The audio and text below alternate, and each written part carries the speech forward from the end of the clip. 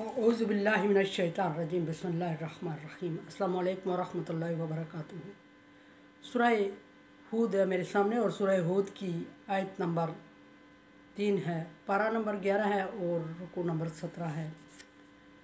और सूरह हूद की आयत नंबर 1 और 2 में अल्लाह तबारक व तआला ने नबी सल्लल्लाहु अलैहि वसल्लम का तारफ़ फरमाया कि नबी आप अपना तारफ़ दे दें उनको कि वो नबी सल्लल्लाहु अलैहि वसल्लम का तारफ़ देने की ज़रूरत पेश आई कि मबादा अल्लाह के साथ नबी सल्लल्लाहु अलैहि वसल्लम को शरीक न ठहरा दे। इसलिए नबी सल्लल्लाहु अलैहि वसल्लम ने अपना तारफ़ और अपना ज़िम्मेदारियाँ उनके सामने नज़ीर व बशीर कह के पेश की कि मैं, और ज़ोर दिया गया तौहीद पे, अल्लाह ताबुदु इल्लल्लाह कह के भी व इन्नी लकुम नज़ीर व बशीर कह के भी, दोनों तरफ से कि अल्लाह के सिवा कोई महबूद नहीं। और नबी सल्लल्लाहु अलैहि वसल्लम भी अल्लाह के साथ बादा कोई शिरकत या कोई स्टेटस मैच नहीं रखते। डराने की ज़िम्मेदारी के लिए अल्लाह तबारक व तआला ने उनको मखसूस कर दिया है और पब्लिक के लिए आसानी के लिए फरमा दिया कि आपके लिए भेजा गया। वन अस्तगफिरु, अगर नबी सल्लल्लाहु अलैहि वसल्लम ने अपने फरमाया था कि मैं डराने वाला और खुशखबरी देने वाला हूँ, और डराने वाला ना मानने वालों को अल्लाह तबारक व तआला के अज़ाब से और अल्लाह तबारक व तआला की गिरफ्त से, अल्लाह तबारक व तआला की नाराज़गी से डराना मतलब था, और खुशखबरी से मानने वालों को अल्लाह तबारक व तआला के एहसानात और अल्लाह तबारक व तआला रहम मेहरबानियाँ ज़िक्र करके उनको खुशखबरियाँ देना था। पहली बात डराने तारफ़ के बाद जो नबी सल्लल्लाहु अलैहि वसल्लम ने फरमाई या नबी सल्लल्लाहु अलैहि वसल्लम को अल्लाह तबारक व तआला ने हुक्म दिया वो ये है कि आप सल्लल्लाहु अलैहि वसल्लम ने फरमाया निस्तगफिरू रब्बकुम, कि अपने रब से तौबा करो। अब यहाँ गुनाह का सवाल नहीं पैदा हुआ कि अपने रब के सामने ज़्यादती और गुनाहों से बचो, क्योंकि बाहसियत इंसान अल्लाह तबारक व तआला ने इंसान को ख़ता का पुतला बनाया हो और इंसान को जाने अनजाने में गलतियाँ गुनाह सरजद होते रहते हैं। इसलिए अल्लाह तबारक व तआला ने इस्तिग़फ़ार से बात शुरू करवाई, गुनाहों से शुरू ही नहीं करवाई। बचने का हुक्म तो दिया इत्तक़ू रब्बकुम, कि अपने रब से डरो और गुनाहों से बचो, ये हुक्म बारहा दिया। लेकिन यहाँ जो बात फरमाई अल्लाह तबारक व तआला ने वो गुनाह की बख्शिश से शुरू की कि अपने रब से बख्शिश मांगो। फरिश्तों ने इतराज़ किया था कि अतजअलु फ़ीहा मन युफ़सिदु यस्फ़िकु दिमा नहनु नुसब्बिहु बिहम्दिका व नुक़द्दिसु लक, कि ऐसी मखलूक को कत्ल गर्द फितना फसाद करने वाली को तो खलीफा बना रहा है। अल्लाह ने फरमाया था जवाब में, इन्नी आलमु मा ला तालमून, मैं जानता हूँ तुम नहीं जानते। इसका मतलब क्या था कि मतलब ये कि अल्लाह तबारक व तआला जानता है कि इंसान ख़ता करेगा, इंसान ख़ता का पुतला है। ख़ता हो जाना अल्लाह तबारक व तआला की गिरफ्त का सबब नहीं बनती। ख़ता करके उस ख़ता पर अड़ जाना और बार बार करना, कंटिन्यू रखना उसको, और फिर इस्तिग़फ़ार ना करना सच्चे दिल से और उसको छोड़ ना देना, अल्लाह तबारक व तआला की गिरफ्त और अज़ाब का सबब बनता है। ख़ता हो जाए, अल्लाह तबारक व तआला के हक़ूक़ में हो जाए, फ़ौरन अल्लाह तबारक व तआला से माफ़ी मांगे, शर्मिंदा हूँ और आइंदा ना करने का अहद करके अल्लाह के दरबार में हाज़िर हो जाए, अल्लाह तबारक व तआला उसको माफ़ कर देगा। इंसान की हक़ तलफ़ी हो जाए, फिर अल्लाह तबारक व तआला फरमा रहे हैं कि पहले उस इंसान से माफ़ करवाओ और उससे आइंदा उससे ज़्यादती ना करने का अहद करो और अपनी गलती के एहसास पे शर्मिंदा हो और फिर मेरे पास आओ तो मैं तुम्हें माफ़ कर दूँगा।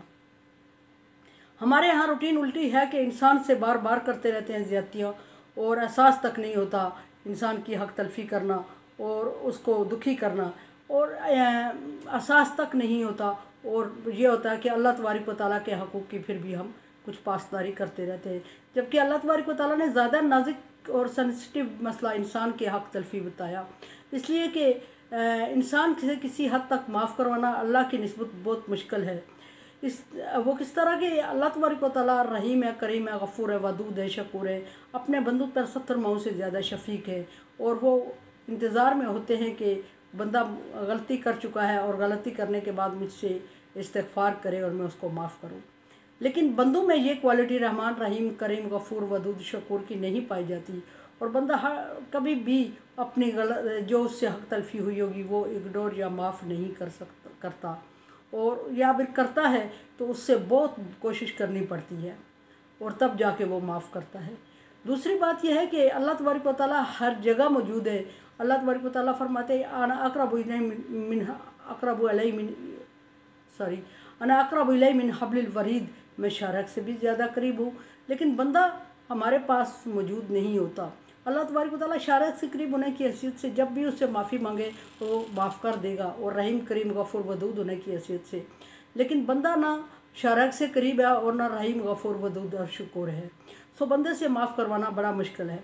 और बंदे को ढूंढने के लिए पहले हमें बहुत तरद्दुद और तगदो करनी पड़ती है, और अगर वो मिल जाता है तो उसको माफ़ करने पे आमादा करना, क्योंकि उसके साथ जो हक तलफी हो चुकी होती है ज़रूरी नहीं कि वो हमें एकदम माफ़ कर दे, जिस तरह अल्लाह ताला करे उससे माफ़ करवाने में हमें काफ़ी मेहनत और कोशिश करना पड़ती है।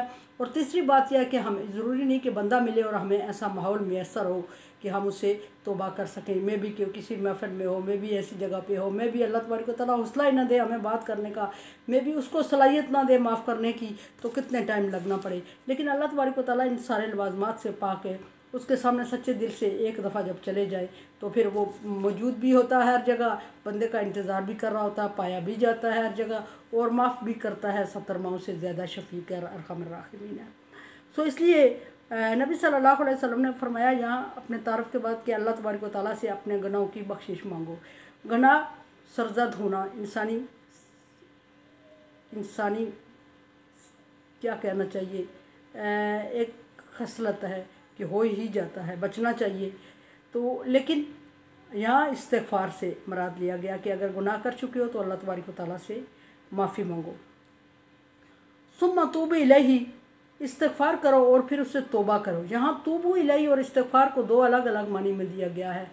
इस्तिग़फ़ार का मतलब होता है वो पक्की इरादा करना और बार बार अल्लाह तबारक व तआला से माफ़ी मांगना, और तूबू का मतलब रुजू कर लेना उस ख़ास वक्त में जब हम किसी ख़ास शर्मसारी के या गुनाह से बचने के मूड में होते हैं या अपने गुनाह पे शर्मिंदा होते हैं, तो उस वक्त अल्लाह ताला से रुजू ख़ास करना, तूबू इलैही। और ये अगर तुम कर लोगे, ये क्वालिटीज़ तुम्हारे अंदर पाई जाती हैं कि अपने गुनाह पे शर्मिंदा होना और फिर अल्लाह तबारक व तआला से फ़ौरन रुजू करना, और रुजू भी ऐसा कि दिल की गहराइयों से रुजू करना, तो फिर अल्लाह तबारक व तआला वादा फरमा रहे हैं कि मैं तुम्हें माफ़ कर दूँगा। नबी सल्लल्लाहु अलैहि वसल्लम ने फरमाया कि ऐसा होगा तो फिर अल्लाह तबारक व तआला तुम्हें बख्श देगा, और फिर बख्शने के बाद अल्लाह तबारक व तआला तुम्हें छोड़ नहीं देगा अपने हाल पे, और जो मर्ज़ी करते रहो, और दुखी या बेचैन या जिस मुश्किल में तुम पड़े हुए थे तुमने वो गुनाह कर दिया, उस गुनाह से अल्लाह तबारक व तआला उस चीज़ से तुम्हें निकाल भी देगा अगर तुम उससे मदद मांगोगे तो।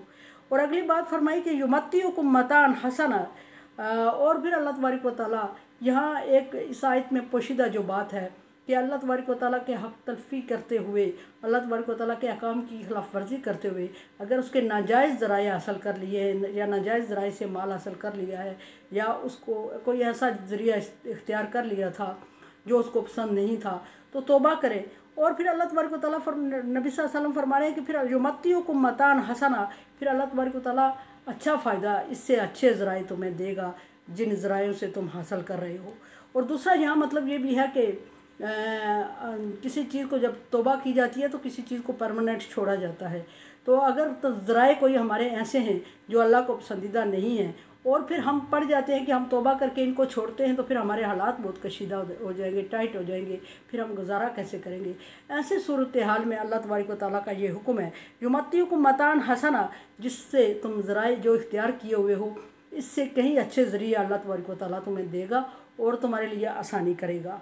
और इला अजलिन मुसम्मा, एक वक्त तक, मुकर्रा वक्त तक देगा। मुकर्रा वक्त से यहाँ रात 2, 4, 6 दिन नहीं है, बल्कि जिस वक्त तक अल्लाह तबारक व तआला चाहेगा, या जिस वक्त तक अल्लाह तबारक व तआला के फर्मा बरदार रहोगे, या जिस वक्त तक तुम अल्लाह तबारक व तआला के साथ कमिटमेंट पर अमल करते रहोगे, और उस वक्त तक देता रहेगा जिस वक्त तक तुम्हारी ज़िंदगी बाकी है दुनिया में। उस वक्त तक अल्लाह तबारक व तआला तुम्हें अच्छे ज़राए से माल असबाब वो देता रहेगा। वयोती कुल्ला ज़ी फ़ज़लिन फ़ज़लहू, और हर बुज़ुर्गी वाले और नेक और फजीलत वाले और नरम दिल रखने वाले, रुजू करने वाले दिल रखने वाले और नेकी का हुक्म देने वाले, जितनी क्वालिटीज़ होंगी अल्लाह तबारक व तआला उसकी कदर करेगा।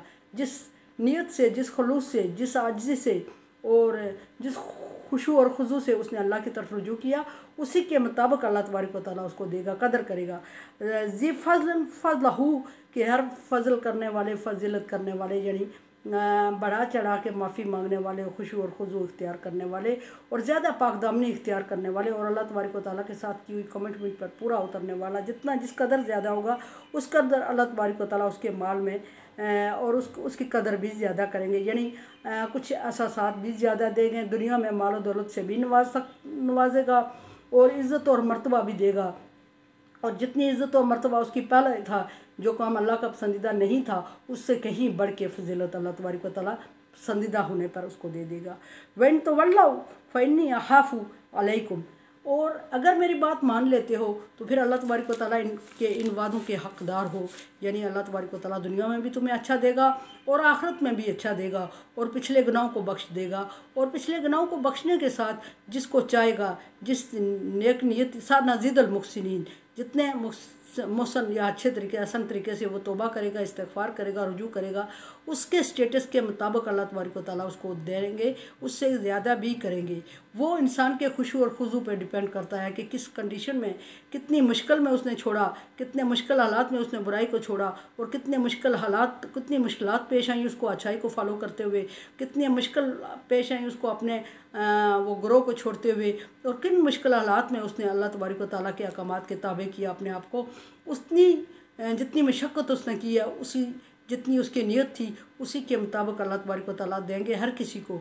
लेकिन कुछ को मुहसिनीन, जिसने जितने ज़्यादा आजिज़ी और इंकिसारी से अल्लाह की तरफ रुजू किया, उसको अल्लाह तबारक व तआला ज़्यादा इनाम और इकराम से भी नवाजेंगे। और अगर फिर जाते हो, अगर अल्लाह तबारक व तआला की इन ऑफ़र को कबूल नहीं करते हो, जैसे नबी सल्लल्लाहु अलैहि वसल्लम हुक्म दे रहे हैं, अल्लाह तबारक व तआला की ऑफ़र कुरान पाक और कुरान पाक में नबी सल्लल्लाहु अलैहि वसल्लम के जितने अहकामात हैं वो अल्लाह तबारक व तआला की तरफ से है। और अगर अल्लाह तबारक व तआला की इस दावत को कबूल नहीं करते, ऑफ़र को कबूल नहीं करते, तो नबी सल्लल्लाहु अलैहि वसल्लम फिर डराने का यहाँ आ गया है। ये पीछे था बशीर, जो मैंने सारी बातें बताई आपको, खुशखबरियाँ हैं, और नबी सल्लल्लाहु अलैहि वसल्लम ने अपना तारफ़ खुश बशीर की हैसियत से करवाया। वो सारी खुशखबरियाँ अल्लाह तबारक व तआला ने कि रब तौबा करोगे तो अल्लाह तबारक व तआला ये आसान करेंगे, और ये खुशखबरी। आगे नबी सल्लल्लाहु अलैहि वसल्लम अपने नज़ीर की क्वालिटी बता रहे हैं कि मुझे डर लग रहा है। अब नज़ीर की क्वालिटी बताते हुए सिर्फ नबी सल्लल्लाहु अलैहि वसल्लम डायरेक्ट पब्लिक को या इंसानों को या मुसलमानों को नहीं डरा रहे हैं कि अल्लाह से डरो डरो डरो। नबी सल्लल्लाहु अलैहि वसल्लम पहले अपने अंदर वो क्वालिटी बता रहे हैं कि मुझे डर लगता है। अगर अल्लाह के इन अहकामात को नहीं मानोगे, अगर अल्लाह तबारक व तआला की ऑफ़र को कबूल नहीं करोगे, अगर अल्लाह तबारक व तआला की दावत को कबूल नहीं करोगे, तो उस सूरत में मुझे तुम्हारे बारे में डर लग रहा है। मैं अल्लाह से डर रहा हूँ। और डर किस लिए रहा हूँ, किस चीज़ के लिए? अज़ाब यौमिन कबीर, बड़े दिन के अज़ाब से मुझे डर लगता है। अब बड़ा दिन कौन सा है? बड़ा दिन फैसले का दिन है। क़यामत बर्पा होने का दिन को बड़ा दिन नहीं कहा जाता। अक्सर लोग क़यामत को कहते हैं आखिरत। आखिरत का मतलब होता है, ये भी ठीक है कि ये दुनिया का आखिरी सिरा है, लेकिन जो अगली ज़िंदगी शुरू होगी उसके बारे में मुझे डर लग रहा है। नबी सल्लल्लाहु अलैहि वसल्लम फरमा रहे हैं कि अगली ज़िंदगी, क्योंकि इस ज़िंदगी की बेस पर, अमाल की बेस पे शुरू की जाएगी, और जैसे तुम अमाल करोगे ऐसा ही फिर तुम्हें अल्लाह की ऑफ़र को कबूल नहीं करोगे, खुशखबरियाँ हासिल नहीं करोगे, तो फिर अज़ाब के लिए मैं तुम्हें डरा रहा हूँ। और उस अज़ाब के लिए अपने आप को तैयार रखो, और ज़हनी तौर पे ये समझो कि जो कर रहे हो उसकी सूरत खुशखबरी की सूरत में भी आ सकती है, और उसका रिज़ल्ट आपके पास अज़ाब की सूरत में भी आ सकता है। जैसा करोगे वैसा रिज़ल्ट मिलेगा तुम्हें। और नबी सल्लल्लाहु अलैहि वसल्लम के दो नाम जो बशीर और नज़ीर है, उनकी आप सल्लल्लाहु अलैहि वसल्लम के यहाँ कुरान पाक में ये तारीफ़ की। मेरे चैनल को आप सब्सक्राइब कर रहे हैं, थैंक यू सो मच। दुआ की उम्मीद रखती हूँ, और दुआ ला खौफुन अलैहिम वला हुम यहज़नून। और कोरोना वायरस से बचने के लिए एहतियाती तदाबीर इख्तियार करें, एहतियाती तदाबीर के साथ अल्लाह से दुआ भी मांगे, और वैक्सीनेशन करवा दें। एहतियात बेहतर है, ये एहतियात ना करवा दें। अल्लाह।